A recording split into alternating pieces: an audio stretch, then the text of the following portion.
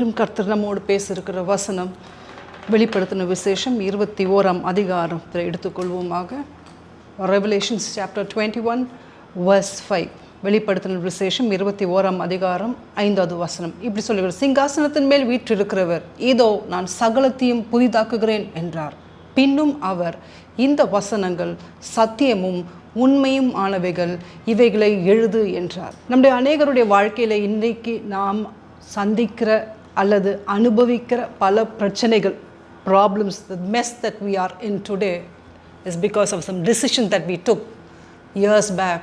நாம் ஏதோ ஒரு காலத்தில் நாம் செய்த ஒரு தவறு, எடுத்த ஒரு தீர்மானங்கள் உடைய விளைவை நாம் இன்றைக்கி அனுபவித்து கொண்டு இருக்கிறோம்.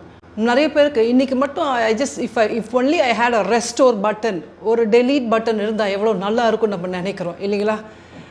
அந்த ஒரு காரியத்தை மாத்திரம் என் வாழ்க்கையிலேருந்து எடுத்து விட்டால் இன்றைக்கி நான் அனுபவிக்கிற இந்த காரியம் நடக்காதே என்று நம் நினைக்கிறவர்கள் உண்டு இல்லையா? அப்படி தானே? ஆனால் கர்த்தர் நமக்கு சொல்லுகிற ஒரு காரியம், இதோ நான் சகலத்தையும் புதிதாக்குகிறேன்.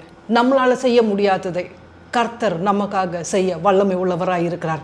அந்த தீர்மானங்கள் அன்னைக்கு மட்டும் நான் அந்த தீர்மானம் எடுக்காமல் இருந்தால் எவ்வளோ நல்லா இருந்திருக்கும், அன்னைக்கு மட்டும் அந்த இடத்துல நான் இல்லாமல் இருந்தால் எவ்வளோ நல்லா இருக்கும், அன்னைக்கு மட்டும் நான் இதை செய்திருந்தால் எவ்வளோ நல்லா இருந்திருக்கும், அந்த படிக்க சொல்லும்போது நான் கொஞ்சம் படித்திருந்தால் எவ்வளோ நல்லா இருந்திருக்கும், என்னுடைய வாழ்க்கை மேன்மையாக இருந்திருக்குமே, என் வாழ்க்கை இன்றைக்கி இந்த சூழ்நிலையில் இருந்திருக்காதே என்று நினைக்கிற நமக்கு கர்த்தர் சொல்லுகிற, we cannot go back, but God says, இதோ நான் சகலத்தையும் புதிதாக்குகிறேன் என்கிறார்.